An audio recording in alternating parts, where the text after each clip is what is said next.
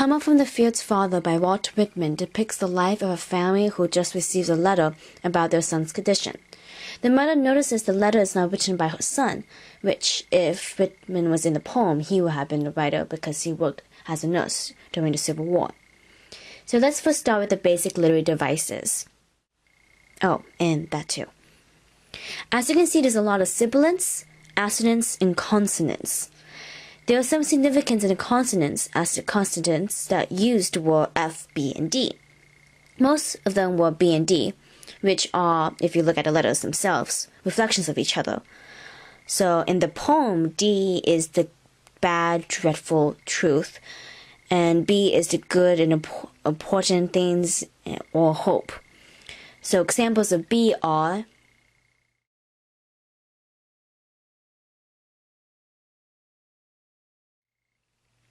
while examples of D are the setting of the poem is in autumn, which in a sense is the season of dying, basically foreshadowing the death of the son. But even so, the first stanza is filled with participles to show the idea of regeneration, because in spring all the death that happened in autumn comes back. You can see the changes in mood from the happy autumn day to the sadness of the day because of the lo in the very beginning, which sounds like look, and o, which is more like a sad full moon.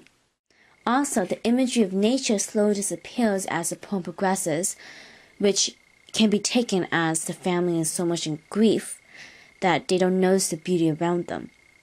Another way is incorporating the transcendentalist idea, where great institutions destroy the people because it's the nature, it disappears when they receive a letter where Pete died in a war, and that war happened because of the great institutions around.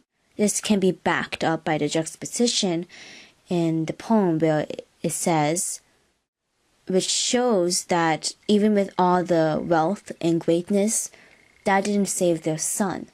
The poem also reflects one of Whitman's idea that death for those who suffer are no longer suffering because of death, so it's not exactly bad. But those who are left behind are the ones who really suffer because they're suffering because of the ones who died.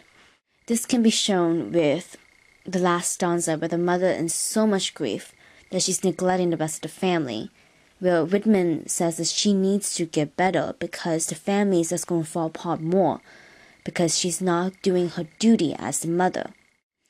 Now, enough of that, let's go on with the film.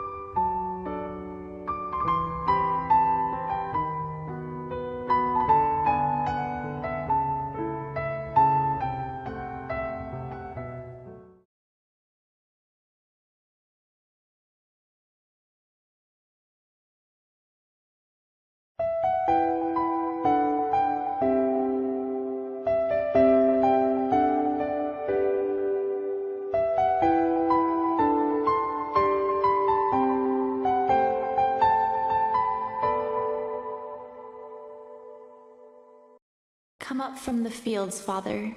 Here's a letter from our Pete. And come to the front door, mother. Here's a letter from thy dear son. Lo, 'tis autumn. Lo, where the trees deeper green, yellower and redder, cool and sweeten Ohio's villages with leaves fluttering in the moderate wind, where apples ripen in the orchards hang and grapes on the trellised vine. Smell you the smell of the grapes and the vines.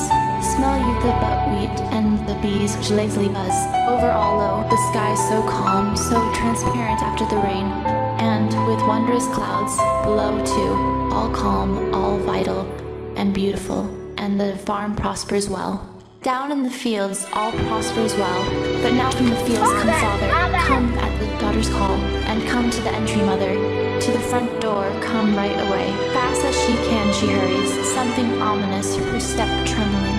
She does not tarry to soothe her hair nor adjust her cap.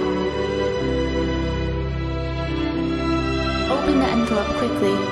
Oh, this is not our son's handwriting, yet his name is signed. Oh, a strange hand writes for her dear son. Oh, stricken mother's soul. All swims before her eyes, flashes with black. She catches the main words only. Sentence is broken. Gunshot wound to the breast. Cavalry skirmish. Taken to hospital. At present low, but will soon be better. And now the single figure to me, amid all teeming and wealthy Ohio, with all its cities and farms. Sickly white in the face and dull in the head, very faint, but the jamb of the door leans. Grieve not so, dear mother. The just grown daughter speaks through her sobs. The little sisters huddle around, speechless and dismayed. See, dear mother, the letter says Pete will soon be better.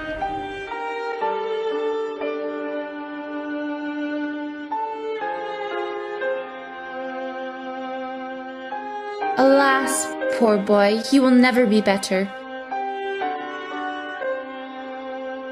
Nor maybe needs to be better than brave and simple soul. While they stand at home, at the door he is dead already. The only son is dead.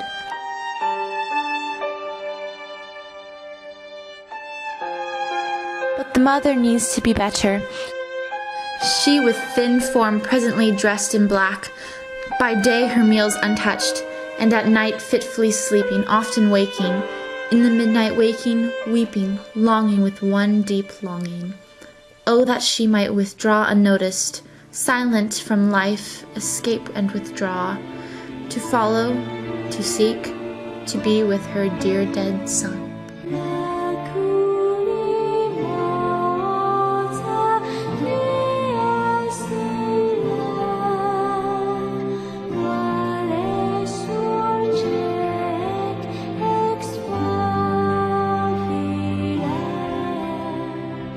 True.